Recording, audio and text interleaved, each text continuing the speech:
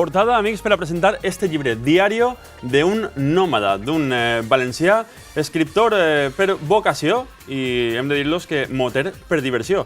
Tota una vida d'aventures ens porta el nostre següent convidat, el nostre primer convidat d'avui, Miquel Silvestre. ¿Qué tal? ¿Cómo estás? Muy bien, encantado de estar aquí. La verdad es que me siento muy cómodo y me gusta ver que lo presentas con tanta efusividad. No, així és. I a més, si t'has donat compte, el llibre, t'he posat el silló a xoc en el llibre, el coloret. También, sí, exactamente me has puesto. Me siento como ahí, porque esa foto está tomada en el Salar de Uyuni, en el desierto de sal más grande del mundo, en Bolivia, y en este sillón tan azul me siento como entonces. Bueno, Miquel, una vida plena d'aventures, perquè sorprèn molt la teua història, ¿no? Bueno, es una vida que trato, no sé si llenarla de aventuras, pero trato de llenarla de vida, ¿no? En mi primer libro, Un millón de piedras, que es el que ha traído causa de este, lo que ya se decía era que yo había optado por tener una vida ancha en lugar de una vida larga, ¿no? Lo que pretendo hacer es simplemente escapar del tedio de estas vidas un tanto teledirigidas en las cuales parece que estamos abocados por la sociedad occidental moderna y intentar hacerme dueño de mi propio destino, burlando el tedio y contando historias, porque yo lo que me defino es como escritor y lo que me gusta es trasladar a los lectores, prestarles mis ojos para que se sientan como yo me siento cuando recorro paisajes como esos. Registrador de la propietat, primer en la seva promoció, un dia pega un colp, un gir de la seva vida i decidís fer-se moter, recórrer el món en moto. Bueno, no lo decidí así, la verdad es que yo siempre he tenido moto y lo que sucedió fue que tuve un accidente, ese accidente me rompió el codo y eso me obligó a parar en la vida un poco estresante que llevaba, muy preocupado por cosas materiales, ¿no? Como ganar dinero, comprarme un coche deportivo y todas estas cosas que ahora veo un poco absurdas, ¿no? Entonces, en ese momento me di cuenta que la vida que estaba llevando no me satisfacía, te iba a cumplir 40 años y lo único que tenía eran cosas, ¿no? Y sobre todo reconocí que tenía un miedo terrible a perder esas cosas que tenía, ¿no? Entonces me di cuenta que las cosas me hacían su esclavo, yo no era dueño de las cosas me poseían a mí. Entonces simplemente quise dejar esa vida un poco absurda y pedirme un año sabático para poder escribir una novela. Lo que yo no podía predecir es que iba a encontrar la historia apasionante de la exploración española por todo el mundo y que siguiendo estas huellas de exploradores al final iba a encontrar un modo de vida diferente que me iba a llevar a más de 100 países durante 7 años y no sé ya cuántos miles de kilómetros, ¿no? Quin és el moment en què quan tu anaves a escriure una novel·la te dones compte de que estàs escrivint la teua vida? Bueno, eso es lo que me pasó. Yo había escrito novelas sobre personajes de ficción y aquello en realidad era divertido, pero no me las llegaba a creer, porque le faltaba un ingrediente que es el verdadero surrealismo que he encontrado, que es ese, el del mundo real. O sea, el mundo real, cuando estamos sumergidos dentro de él, nos ofrece una serie de experiencias tan surrealistas que si las pretendiéramos imaginar resultarían increíbles, ¿no? Nadie se las creería. Yo, sin embargo, he podido ver como mi propia vida, rebotando de piedra en piedra sin saber muy bien dónde va a parar, es el mejor argumento que puedo encontrar. Es decir, me he convertido en el protagonista de mi propia novela, ¿no? Diario d'un nòmada és un emocionant viatge, un continent per descobrir, com diu així, i una genuïna aventura. Diario d'un nòmada. Sí, bueno, es el libro de la serie que se está emitiendo en Televisión Española los domingos a las 8:30 en la 2, que consiste en un viaje en moto por toda Sudamérica para contar historias pequeñas e historias grandes de la exploración española y también historias pequeñitas pues de los profesores que me encuentro en aldeas rurales, de los niños que están allí recibiendo unas enseñanzas con medios muy escasos, de la gente que vive en los pueblecitos, de esa gente que te recibe amablemente en sus casas y te explica cómo es su vida. Entonces es un poco una combinación de todo esto que yo he conseguido hacer una serie de televisión, pero enseñando también la parte trasera, es decir, lo que no se ve en la tele, porque en la tele normalmente lo que se ve es lo bonito, los grandes paisajes y se ve la parte, digamos, más llamativa, pero toda la pequeña intrahistoria de los viajes contados desde atrás, es decir, la relación con el equipo, las dificultades que se tienen, todo eso es lo que cuento en el libro. Miquel, feres un viatge per a plasmar-lo en una novel·la o plasmares un viatge que havies fet? Yo creo que la vida es un viaje, ¿no? Entonces no trato de plasmar un viaje en una novela, sino lo que yo digo con respecto, y eso ya me di cuenta con mi primer libro, era que yo escribí un libro que se llama Un millón de piedras, que es una historia real, pero en realidad el libro ya estaba escrito antes de que yo lo escribiera. O sea, eso estaba esperándome, ¿no? Era una historia real de un tipo inexperto que se cruza África en solitario, como en este caso me he cruzado Sudamérica, y en realidad el libro lo que estaba esperando era que, como el escultor que encuentra la escultura dentro de un bloque de granito, ¿no? Otros no lo ven, ¿no? Pero yo estaba llamado a encontrar esa historia, y eso es lo que he hecho.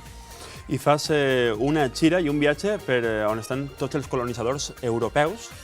Arribant en el seu moment, tu t'ho fas en moto, per a posar-te en la seva pell, ¿no? Hombre, eso es lo que he pretendido. Yo creo que la historia de la exploración española es muy desconocida por los propios españoles. Quizás se conoce más en América que aquí. Creo que es una historia apasionante porque estamos hablando de tipos que en el siglo XVI se marchan a pecho descubierto a lo desconocido, no saben muy bien lo que les va a pasar. Creo que también está muy tergiversada la interpretación actual que se hace de esos acontecimientos y me pareció una historia apasionante el ponerme en la piel de esta gente que en un medio de transporte tan expuesto como es la motocicleta. Es decir, la motocicleta es como el antiguo caballo del caballero andante. Es decir, es un medio de transporte donde sufres, disfrutas, pero estás sometido a las inclemencias del tiempo. Y entonces, además, vemos como ahí estoy entre los animales, formo parte del paisaje, ¿no? Entonces, un poco eso, ese viaje lleno de dificultades para llegar a estos lugares donde sucedió la historia y verlos con mis propios ojos, me acerca íntimamente al alma de estos tipos como Vasco Núñez de Balboa, que descubrió el Pacífico, por ejemplo, Francisco de Orellana, que surcó el Amazonas. Y al yo acercarme íntimamente a su alma, creo que me permite explicárselo a los demás ese punto de vista del ser humano, ¿no? No tanto como en los libros de historia, sino qué diablos pensaría un Francisco de Orellana cuando se metió a navegar el río Amazonas y no sabia dónde iba a parar, no? Ese miedo que él podia sentir. Miquel, a mi em fascinen les històries d'aventures i m'agradaria que ens contares alguna de les anècdotes que t'has trobat al llarg d'aquest viatge recorrent tota Sudamèrica.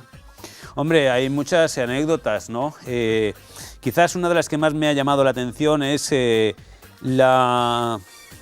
la vocación que tienen los maestros en Latinoamérica por enseñar a unos niños con medios muy escasos y todos ganando muy poco dinero. Porque yo he ido por muchas escuelas y siempre les preguntaba a ustedes cuánto ganan. Estamos hablando de sueldos de 500 euros al mes en el mejor de los casos, ¿no? Y sin embargo, es gente que no hace una reclamación, una reivindicación por sus bajos salarios, sino que comprende la situación de sus países y lo que ves es que tienen una fe en su labor que conmueve, ¿no? Muchas veces vemos que los maestros en España están completamente desmotivados y sin embargo en Latinoamérica nos encontramos con gente que está dándolo todo en unas condiciones mucho más duras, pero que creen en su función educativa, ¿no? Una de las cosas que también me llamó la atención, en el caso de Perú lo comprobé, es que yo visité una escuelita muy pequeña en el altiplano andino, una aldea, y allí los niños que tenían 8 años me miraban como con absoluta estupor porque llegó un tío con barba allí, vestido con armadura y con la motocicleta, y yo pensé para mí que aquellos niños estaban sintiendo la misma estupor que podían haber sentido sus antepasados cuando vieron aparecer a los míos a caballo, ¿no? Pero el caso que yo termino esa reflexión en el libro es estos niños, aymara y quechua, conocen la historia de los incas, de los emperadores incas y de su origen mitológico en el lago Titicaca, porque quien lo escribió fueron los cronistas de la conquista española, porque los incas no tenían literatura, no tenían escritura, no podían redactar su propia historia. Siempre los vencedores son los que escriben la historia, ¿eh? Sí, pero en este caso los vencedores escribieron la historia de los conquistados y eso ha permitido que los descendientes de aquellos conquistados que hoy son independientes puedan conocer su propio pasado. Entonces eso me pareció una perfecta metáfora de cómo la relación entre España y América ha propiciado una serie de fenómenos muy complejos, pero muchos de ellos apasionantes, todos apasionantes en realidad, a unos negros, otros blancos, y que yo he tratado de contarlos todos dando voz a quien no la tiene habitualmente. La història, per lo que contes, ens porta a molts paral·lelismes. Has arribat a comprendre un poc aquesta història de la conquista? Sí, bueno, me he puesto un poco en lo que era la piel de esta gente, he comprendido la dureza a la cual se enfrentaban, pues estamos hablando de un continente gigantesco, hay que comprender que estamos hablando de un periódico histórico que no se ha producido jamás antes, ni el Imperio Romano ni Alejandro Magno. No se puede comparar porque estamos hablando de que solamente 10.000 españoles que fueron allí en un periodo muy corto de la historia, que son 40 años, consiguieron conquistar un territorio de 2 millones de kilómetros cuadrados, un territorio gigantesco, de una dificultad geográfica abrumadora, sin mapas, sin GPS, sin guías, sin saber muy bien a dónde iban, ¿no? Se enfrentaron militarmente a imperios poderosos que eran como el Imperio Inca y el Imperio Azteca, que les opusieron resistencia y los españoles en realidad fueron allí vistos como libertadores, ¿no? Porque ellos oprimían a otros pueblos. Entonces se produce un choque inevitable entre dos modos de entender el mundo, entre dos culturas, y eso produce al final una cultura nueva, que es la cultura mestiza, la cultura iberoamericana, la cultura latinoamericana, que tiene una enorme riqueza y de la cual también los españoles nos hemos aprovechado. Diario d'un nòmada es troba ja en les millors llibreries i tu estàs presentant. Ens agradaria que ens el dediques per a Revista de Societat perquè va tindre un lloc molt destacat en la nostra biblioteca. Ya, pues encantado, yo encantado de dedicarlo. Va ser, ja t'he dit, va ser un plaer i va ser una peça que no anem a deixar de llegir una i altra volta per arribar a comprendre aquesta història de la colonització en motor pel món de dos rodes, Miquel, que es diu pront, eh? Se dice pronto, sí. Atenció.